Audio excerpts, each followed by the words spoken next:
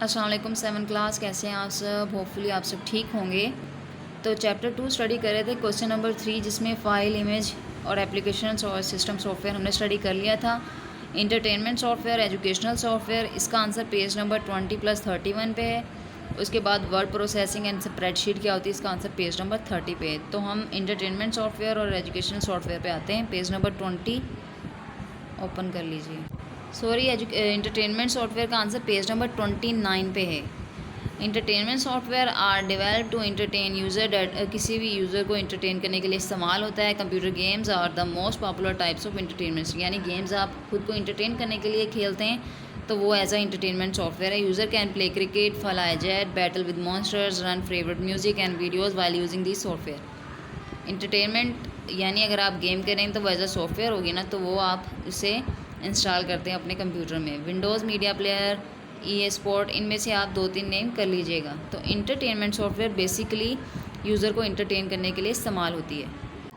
उसके बाद अगला क्वेश्चन है educational software. Educational software help a user to learn a particular skill, यानी अगर आप एजुकेशन के हवाले से कोई एक डाटा की डिटेल निकालना चाहते हैं या किसी एक टॉपिक पे, तो आप वो काम कर सकते हैं। यानी अगर मैं बात करूं कि मैं मैथमेटिक्स या इंग्लिश में निकालना चाहती हूँ तो एजुकेशनल सॉफ्टवेयर के थ्रू आप उसमें से डाटे निकाल सकते हैं।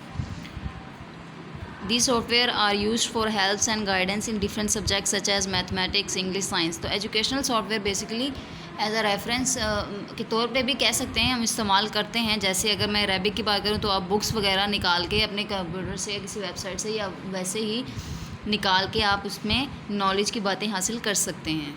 तो ये इसकी डिफ़ाइन एक्सेट्रा तक आपने करनी है, ETC तक। अगले क्वेश्चन का आंसर पेज नंबर 30 पे है। प्रोडक्टिविटी सॉफ्टवेयर में एक टाइप से word processing software are use to produce document such as letter. वही बात आ जाती है कि आपके नोट्स जो होते हैं वो MS वर्ड में किए होते हैं, यानी टेक्सचर की सूरत में आप अगर लिखना चाहते हैं तो आप वर्ड प्रोसेसिंग सॉफ्टवेयर यूज़ करते हैं। नोट पैड या वर्ड परफेक्ट कोई भी एग्जांपल ले सकते हैं।